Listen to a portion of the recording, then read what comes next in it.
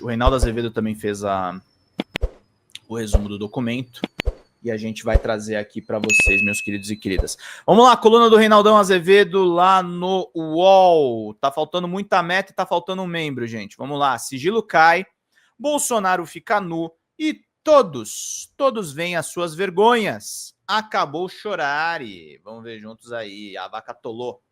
Ministro Alexandre de Moraes derrubou o sigilo do inquérito do golpe de Estado e Jair Bolsonaro ficou pelado no meio do salão, tentando cobrir as suas vergonhas, para lembrar o Pero Vaz de Caminha e o primeiro texto em português escrito nessas plagas, com desculpas ridículas, esfarrapadas. Mas, seguindo ainda o Pero, o sujeito está cerca de exibir ridicularias, com tanta naturalidade como tem em mostrar o rosto, que também é a sua cara de pau. Estamos diante de uma personalidade política capaz, e a história já demonstrou de falar de qualquer escabrosidade. Se flagrado em uma falcatrua ou numa falseta, dirá que o que lhe ocorrer na hora. Se mentira, tudo bem. Se nem mesmo verossímil for o troço, tanto faz. E aí talvez resida parte da sua força. O estupefaciente pode congelar o juízo crítico. Ora, espere aí. Isso parece tão despropositado. Será que eu estou perdendo alguma coisa? Ou algum aspecto da realidade me escapa? Me escapa. Ele teria coragem de mentir assim, tão descaradamente? Teria. E o fez. E a vaca foi pro brejo. O presidente concedeu uma entrevista na noite desta segunda, no aeroporto de Brasília, chegando de uma folga em Alagoas. Criador que já escrevi aqui, de um novo tipo penal, o golpe de Estado continuado, ele pretende inaugurar ainda uma nova prerrogativa para o governante de turno, contando que seja ele o próprio, o golpe de Estado legal. Remédio constitucional, uma ova. O Bruto fez as seguintes considerações sobre a sua intenção de decretar o estado de sítio para impedir a posse de Lula. Atendem para a fineza argumentativa. Padre Vieira saltará da eternidade para lhe puxar a perna de inveja. Ele disse o seguinte, deixa eu ver aqui só. Ô, minha querida Creuza, melhoras para o seu tratamento de saúde, viu, minha querida? Obrigado por você sempre acompanhar as nossas lives e por você sempre dar essa força para a Xanda, viu? Um beijão para você, Creuza. Vamos seguindo aqui. Eu conheço a Constituição, disse o Bolsonaro. O 142 é aquele artigo que está à disposição, né? Segundo a interpretação de alguns juristas, de outro não. Disposição de qualquer um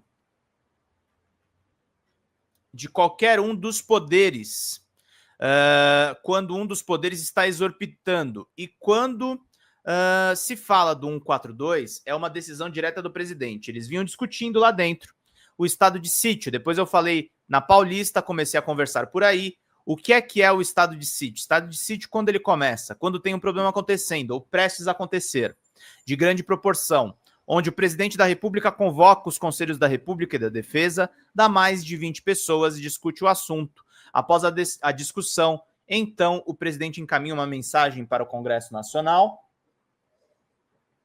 pedindo autorização para os deputados e senadores para baixar o decreto de sítio, ou seja, é um remédio constitucional e, na verdade, em última análise, podemos dizer que o decreto foi assinado pelo parlamento, que o presidente pediu autorização para o parlamento. É tudo tão estúpido que nem errado chega a ser. Vamos ver. Não há um só profissional do direito respeitável que faça tal leitura do artigo 142 da Constituição. E não existe a licença para o emprego das Forças Armadas contra um dos poderes, por vontade de um dos outros dois ou de ambos. Ponto. Quem vinha discutindo que eles é esse? Qual seria a sua justificativa? Recorreria a um instrumento porque perdeu a eleição? De fato, o presidente, segundo dispõe o artigo 137 da Constituição, tem que ouvir o Conselho de Defesa e o Conselho da República antes de pedir ao Congresso autorização para decretar o estado de sítio. Mas só pode fazê-lo em duas circunstâncias: comoção grave de repercussão nacional ou ocorrência de fatos que comprovem a ineficácia da medida tomada durante o estado de defesa, declaração do estado de guerra ou resposta à agressão armada estrangeira. A vitória de Lula nas urnas configurava uma coisa ou outra, teria que antecedê-lo necessariamente o estado de defesa com a verificada ineficácia. O estado de defesa, por sua vez, disciplinado no artigo 136, pode ser decretado pelo presidente, devendo ser examinado pelo Congresso em 24 horas, depois ouvido por aqueles dois conselhos. Será que a vitória do adversário é motivo previsto para sua decretação? Vamos então para a carta. Artigo 136, o presidente da República pode, ouvidos o Conselho da República e o Conselho de Defesa Nacional, decretar o estado de defesa para preservar ou prontamente restabelecer, em locais restritos e determinados, a ordem pública ou a paz social ameaçadas por grave e iminente instabilidade institucional ou atingidas por calamidades de grandes proporções na natureza. Há motivos para isso? Que o Bolsonaro estava de olho em outra coisa. Define o parágrafo 1º. Decreto que instituir o estado de defesa determinará o tempo da sua duração, especificará as áreas a serem abrangidas e indicará nos termos e nos limites da lei as medidas coercitivas a vigorarem, dentre as seguintes. Uma das minutas de golpe estava previsto o estado de defesa apenas no Tribunal Superior Eleitoral e nos tribunais regionais eleitorais. O estado de defesa permite restrições aos direitos de reunião, ainda que exercida no seio das associações, sigilo de correspondência, sigilo de comunicação telegráfica ou telefônica. O Bolsonaro queria as informações. Por que Bolsonaro pensou em decretar estado de defesa ou estado de sítio, que ele chama de remédios constitucionais? Porque ele queria impedir a posse do Lula. Exatamente isso. E porque ele o confessa assim, tão candidamente. Ameaça de prisão. Bolsonaro faz essa confissão como uma inútil vacina preventiva, porque sabe que uma das mais fortes evidências que há contra ele foi fornecida por 2 militares graduados. Assim que Lula venceu a eleição, o então presidente convocou para uma reunião no Palácio do Alvorada os 3 comandantes das Forças Armadas, Marco Antônio Freire Gomes, do Exército, Carlos Almeida Batista Júnior, da Aeronáutica, e Almir Garnier, da Marinha. Foram apresentadas 2 minutas golpistas e se tratou da possibilidade da decretação de um estado de defesa e de um estado de sítio e do decreto de GLO, garantia da lei e da ordem. Freire e Batista Júnior se opuseram, Garnier topou. Paulo Sérgio Nogueira, então ministro da Defesa, apoiava essa tese golpista. Houve uma segunda reunião, também no Alvorada, com o mesmo propósito, e aí Batista Júnior, em seu depoimento à PF, em uma das reuniões dos comandantes das forças com o então presidente, após o segundo turno das eleições e depois do presidente da República, Jair Bolsonaro, aventar a hipótese de atentar contra o regime democrático por meio de institutos previstos pela Constituição, GLO, garantida a lei da ordem, ou estado de defesa, ou estado de sítio, o então comandante do Exército, general Freire Gomes, afirmou que caso tentasse tal ato, ele teria que prender o presidente da República. A Polícia Federal ainda registrou o seguinte depoimento de Batista Júnior: indagado se o posicionamento do general Freire Gomes foi determinante para que a minuta de decreto viabilizasse um golpe de Estado não fosse adiante, respondeu que sim. Caso o comandante tivesse anuído, possivelmente a tentativa de golpe de Estado teria se consumado. Notem quão perto chegamos de uma tragédia homicida. Ou alguém duvida, dada a disposição demonstrada pelos golpistas, que o país viveria um episódio sangrento? É bem possível, mas dá apenas para conjecturar, não para informar. A história que não houve, que a aventura liberticida não tivesse longa duração, mas imaginem o trauma. Artimanha. Bolsonaro insiste na tese que lhe assopraram há algum tempo seus defensores, a saber, se o estado de defesa e o estado de sítio estão na Constituição, então golpe não havia, porque ele sabe que não tem como dizer que os então comandantes do Exército e da Aeronáutica estavam mentindo. Então busca legalizar o golpe de Estado. É claro que essa não é a única evidência contra ele. Há mais uma penca. Existe, por exemplo, o documento prevendo o gabinete de crise, formado a partir de 16 de dezembro, depois do golpe de Estado. Objetivo principal, organizar uma nova eleição, mas não mais sobre a égide do TSE. Os chefes do troço seriam generais Augusto Heleno e Braga Neto, o vice derrotado da chapa. Ao plano punhal verde e amarelo para matar Lula, Alckmin e Alexandre de Moraes, impresso no Palácio do Planalto por Mário Fernandes.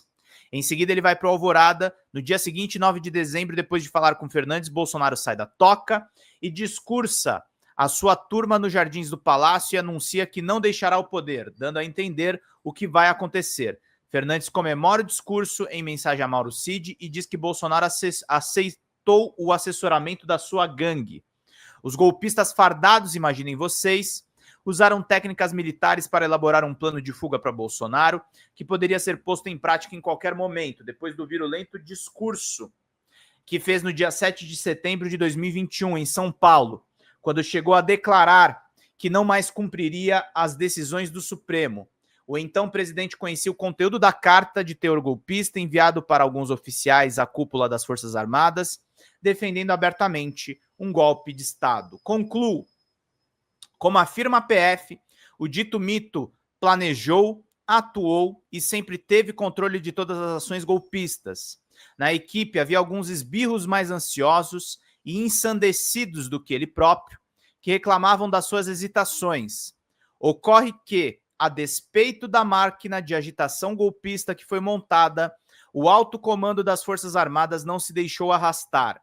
E por que Bolsonaro não assinou o decreto? Sei lá o que entendiam por isso, como queriam seus extremistas. Entre outras razões, porque Freire Gomes o meteria em cana.